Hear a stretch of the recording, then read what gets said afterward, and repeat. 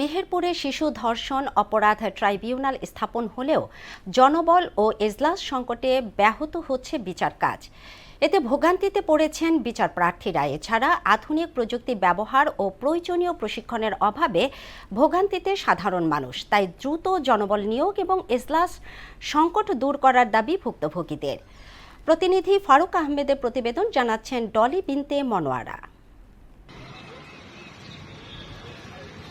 2025 সালের 27 অক্টোবর মেহেরপুরে দ্রুত বিচার নিশ্চিত করার লক্ষ্যে শিশু ধর্ষণ অপরাধ ট্রাইব্যুনাল ও পারিবারিক আপিল আদালত স্থাপন এবং বিচার কাজের জন্য জেলা ও দায়রা জজ পদমর্যাদার একজন বিচারক নিয়োগ দেয়া হয়। কিন্তু বিচারকের খাস কামরা ও প্রয়োজনীয় সুযোগ সুবিধা না থাকায় ব্যাহত হচ্ছে বিচার কাজ।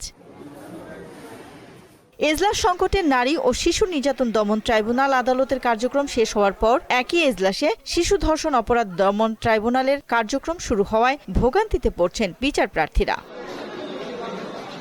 শুধু তাই নয়, আধুনিক প্রযুক্তি ব্যবহারে দক্ষ জনবল ও প্রয়োজনীয় প্রশিক্ষণের অভাবও বিচার প্রার্থীদের ভোগান্তি বাড়াচ্ছে। শিশু ধর্ষণ ট্রাইব্যুনাল প্রতিষ্ঠিত হয়েছে এবং তার বিচারকও নিয়োগ দেওয়া হয়েছে, কোনো জনবল নিয়োগ দেওয়া হয়নি। লোকজন না থাকার কারণে আমরা নকল পাইতে হয়রানির শিকার হচ্ছি।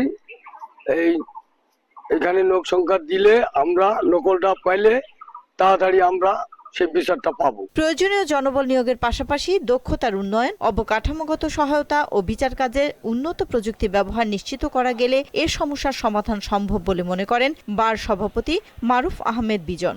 বিচারকের জন্য খাস কামরা, তার সেরেস্তা, তার পেশকার, তার আলাদা স্টেনোগ্রাফার, এই সমস্ত পদে লোক নিয়োগ না করে কেবলমাত্র বিচারক নিয়োগ করেই কিন্তু আসলে মানুষকে সঠিকভাবে বিচার দেওয়া সম্ভব না। চিফ জুডিশিয়ালের আলাদা ভবন না থাকায় জজ আদালত ভবনের মধ্যে একাধিক আদালতের কার্যক্রম চলায় বিচার কাজ ব্যাহত হচ্ছে বলে জানান পাবলিক প্রসিকিউটর মুস্তাফিজুর রহমান তুহিন। এই আদালতের জন্য সরকার 9 জন স্টাফ নিয়োগ দিয়েছে।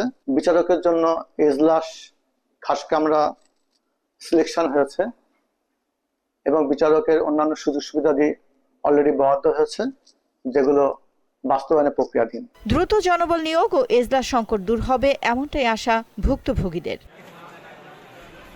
ডলি বিনতে মনোয়ারা, মোহনা সংবাদ।